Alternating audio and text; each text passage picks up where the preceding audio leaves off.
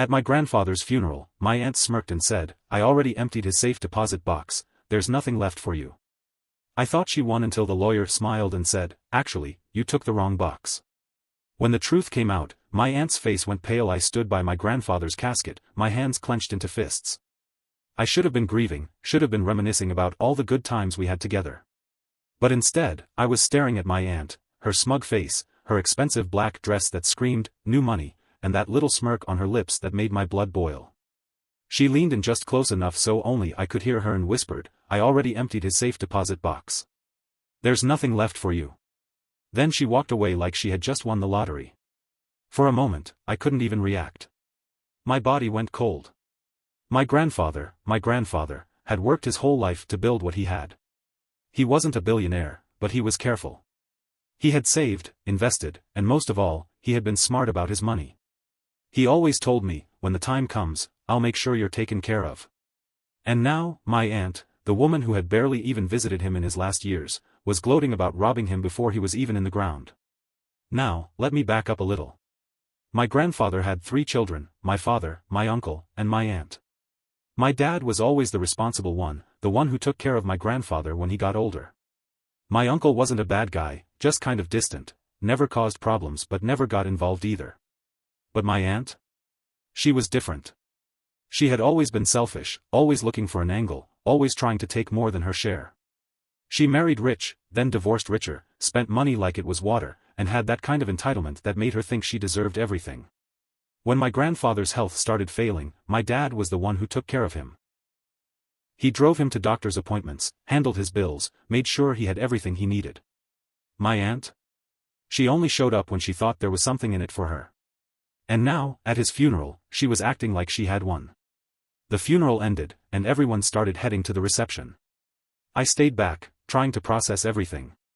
That's when my grandfather's lawyer, Mr. Callahan, walked up to me. He was an older man, someone my grandfather had trusted for decades. He had that calm, knowing expression on his face, the kind that made me think he knew something my aunt didn't. He glanced over at her, then back at me and said, "Actually, she took the wrong box."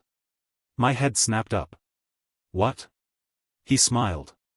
"Your grandfather knew how she was. He had 2 safe deposit boxes. One was a decoy." It took me a second to process what he was saying. "So, she stole the fake one?" Callahan nodded. "Everything in there was meant to throw her off. Worthless old documents, some fake stock certificates, and a handful of old coins that aren't worth anything." I felt a slow, creeping satisfaction building in my chest. "And the real one?" He handed me a small envelope. "The details are in here. But let's just say, she's in for a surprise when she tries to cash in on what she stole." I almost laughed right then and there. But I didn't. No, I wanted to see how this played out. So I waited. It didn't take long. A few days later, my aunt started bragging about all the things she was planning to do now that she had secured my grandfather's wealth. She was talking about vacations, investments, even a new house. Then, she tried to cash in. And that's when the truth hit her like a freight train.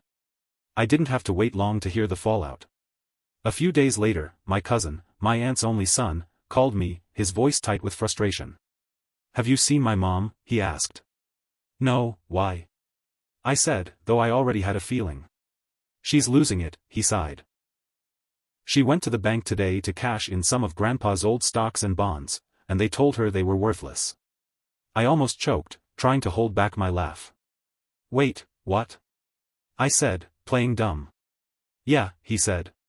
"She's screaming at her lawyer right now. Something about how she was supposed to get everything." I could only imagine the scene. My aunt, who had spent years thinking she was the smartest person in the room, was now realizing she had robbed herself. While my aunt was busy figuring out that she had stolen a box full of useless papers, I sat down with Mr. Callahan to go over what my grandfather had really left behind. He slid a folder across the table. "Your grandfather knew your aunt would try something," he said. "So he made sure everything was airtight." I opened the folder, my eyes scanning the neatly typed words. My grandfather had divided everything, his house, his savings, his investments, but he had left something specific just for me. A separate trust. One she couldn't touch. One that held something far more valuable than just money. My heart pounded as I flipped through the pages. It was ownership of a large piece of land he had bought decades ago. It didn't seem like much back then, just some open space outside of town. But now? Now, it was worth millions. The moment my aunt found out, she lost it. She called me, screaming, demanding to know how I had tricked Grandpa into leaving me something. "You stole from me," she shrieked. I let out a slow breath. "I didn't steal anything. You took the wrong box, remember?" Her voice cracked. "But I was supposed to get everything."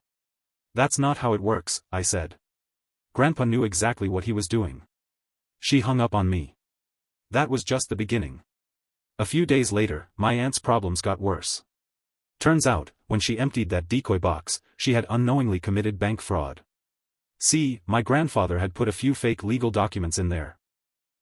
Nothing illegal, but just official-looking enough to make her think she was getting something valuable.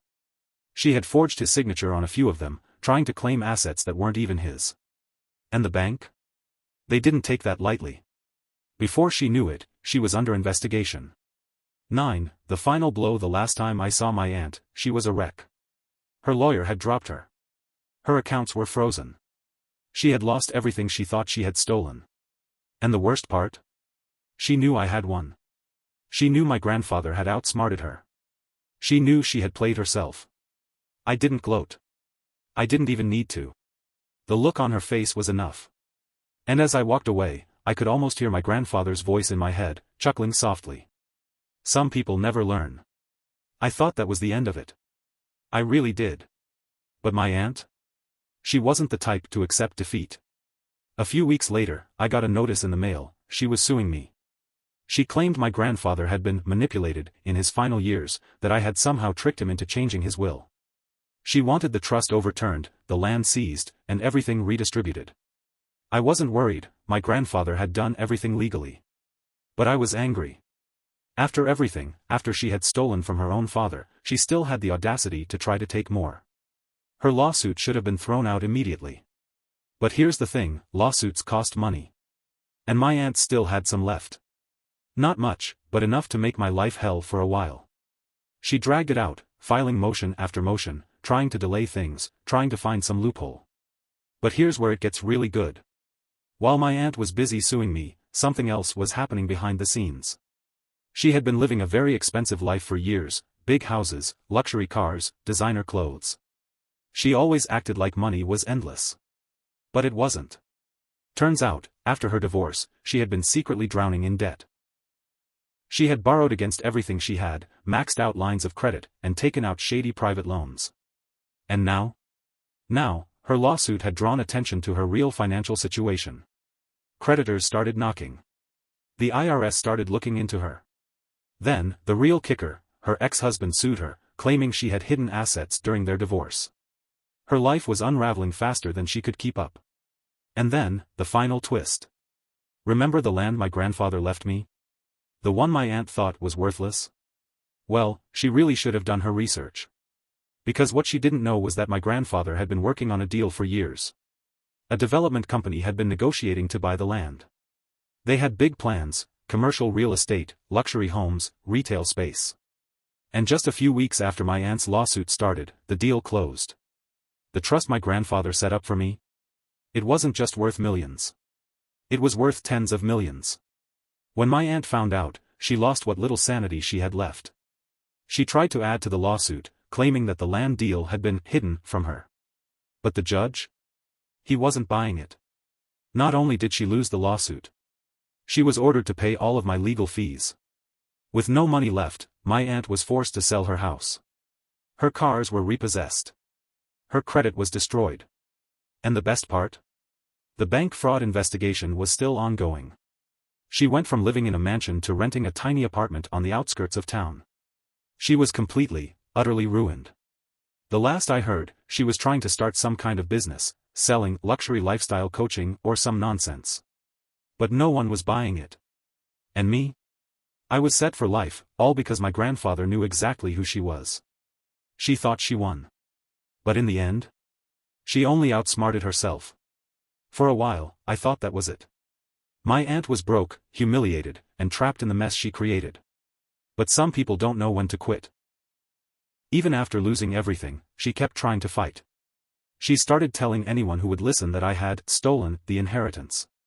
She tried to play the victim, claiming I had manipulated our grandfather into cutting her out. At first, I ignored it. Let her talk. No one believed her. But then she did something that crossed the line. She showed up at my grandfather's old house, the one I inherited, and tried to break in. I got a call from the security company in the middle of the night. "There's been a break-in attempt," the guy said. "The police are on the way." I didn't even have to ask who it was. By the time I got there, the cops had already arrived. My aunt was standing in the driveway, screaming at the officers, trying to convince them she had a right to be there. "This is my father's house," she shrieked. One of the officers turned to me. "Sir, do you know this woman?" I crossed my arms. "Unfortunately." The officer sighed. "She claims she has a right to the property." I pulled out my phone, opened an email from the lawyer, and showed them the legal deed with my name on it. "She has no right to anything," I said. The cop looked at the paper, nodded, then turned to my aunt. "Ma'am, you're trespassing." She exploded. "You don't understand. That's my inheritance. He stole it from me." The cop didn't care. "Ma'am, turn around. You're under arrest for trespassing and attempted burglary." I watched as they cuffed her. She was screaming, cursing, still acting like she was in control. But she wasn't. She was done. She had nothing left, no money, no lawyers, no friends willing to help. And now? Now she had a criminal record. As they put her in the back of the police car, she locked eyes with me. And for the first time, I saw it. Not anger. Not entitlement. Fear. She knew this was the end. And I just stood there, watching, letting her feel every second of it. After that, my aunt disappeared from our lives. She lost everything. The last I heard, she was living in some rundown apartment, working odd jobs just to survive. No more luxury. No more power. No more control. And me? I honored my grandfather's memory. I took care of my dad. I made sure my family was secure. I donated to charities he cared about. I used the money the right way. And every now and then, I'd think about my aunt. How she thought she had won. How she thought she had outsmarted everyone. But in the end? She played herself. And my grandfather? He got the last laugh.